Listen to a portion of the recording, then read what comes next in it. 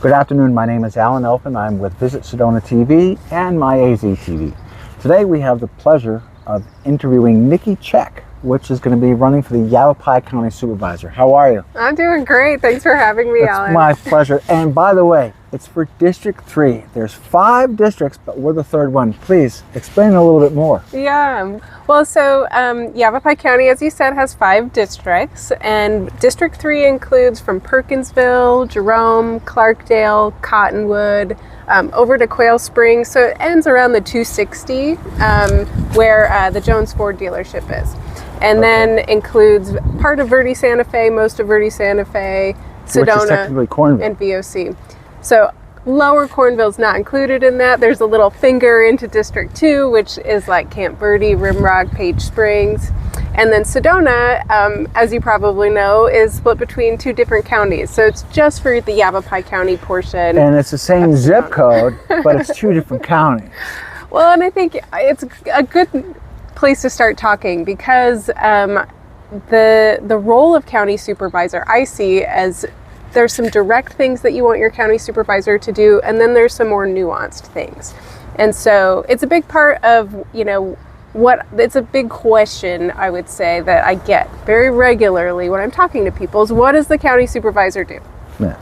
And so I think some of the main things, the direct things that you want your supervisor to do is look at land use changes in unincorporated Yavapai County. So that doesn't include That's by the village of Oak Creek is what we're speaking about. Yep, VOC. And then there's a $250 million special revenues budget that is on top of the general fund budget.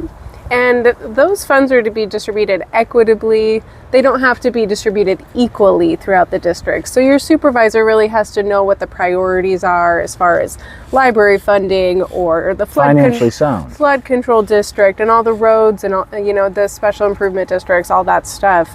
So your supervisor is there to advocate for you in a fiscal way through the budget. And then, on top of that, there's some more nuanced things, like acting as a representative, because the county doesn't ever act alone, and municipalities often have, a vision that needs support outside of its boundaries. So the supervisor can really act as a partner to make sure that all of those visions are incorporated into how we plan regionally, and talking to the Coconino County supervisors and the having Department that relationship of with another county as well in the same city. Yeah. So let me ask you this and share with the audience, why Nikki Check? Tell us why. Tell us. Well, I think I'm very representative of the people in this district. It is a partisan race, so I'm running as a Democrat in a Democratic primary. I will have a general race against a Republican in November.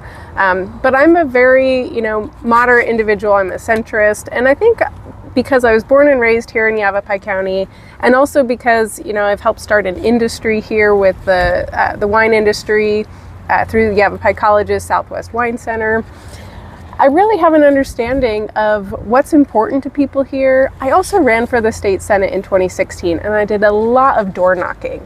And I can, tell you that I have a sense of what's important to people here. As far as transparency and communication, how would people get a hold of you if they have concerns and things like that? Well, that's actually a really big difference, I think, something that sets me apart in this race from my opponent. Because people have had trouble making appointments with Donna Michaels, who's the incumbent I'm trying to displace. And I think it's really important to go beyond just having an open door policy where people can come and make an appointment with you, but actually be proactive and go to them. And what that looks like in Yavapai County in the 3rd district is connecting with the mayors and councils, having meetings with the city managers, meeting with the HOAs in places that don't have a municipal government. So there are many HOAs in the village of Oak Creek, and the Verde villages in Cottonwood, for example, Verde Santa Fe. All of those communities are very different from one another. So I would take a proactive approach in reaching out to them to understand their goals, and hopefully that understanding translates into good regional planning that sort of serves everybody in their uniqueness. Sounds great to me. It's a wealth of information.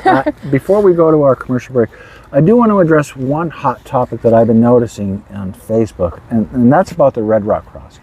Can you please, because I don't want there to be a misinformation. I would rather they be educated before they leave complaints. Yeah. I'm not saying anyone's not, but I would rather hear it right from the source. Yes. Okay, so Red Rock Crossing is a hot button issue, and I can say that I do not believe that project will move forward.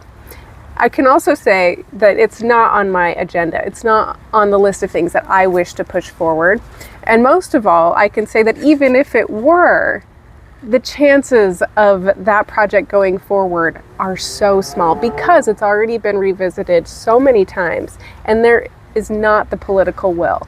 Like when zoning changes get approved or when developments go in, you often hear from your government, oh, well, we didn't have the legal parameters to stop something. And that's true a lot of the time. But that's not true when it comes to infrastructure projects where you're using taxpayer dollars. The county is there to represent its constituents. And the constituency in the village of Oak Creek has very clearly stated that, they don't have consensus on that project. They don't have enough support to have that move forward. So I would never push something forward that didn't have broad support.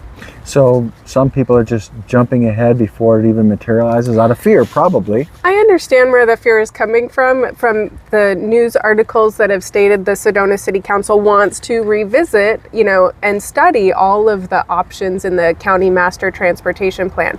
And that Red Rock Crossing's in there, if only to explain the reasons why it's not viable. Right. And so technically it will be revisited in the study, but there's not a chance of it moving forward. I understand how people, got upset or concerned about it. Because again. Once a small line starts, there's actually, hey, listen, I understood it this way, and I understood it this way. That's one of the pleasures of having an interview with you, because we just want to set the record straight. So we're going to take a word from our sponsors. We'll be right back. I'm Alan Elfman, and I have the pleasure of interviewing Nikki Check. We'll be right back after these messages.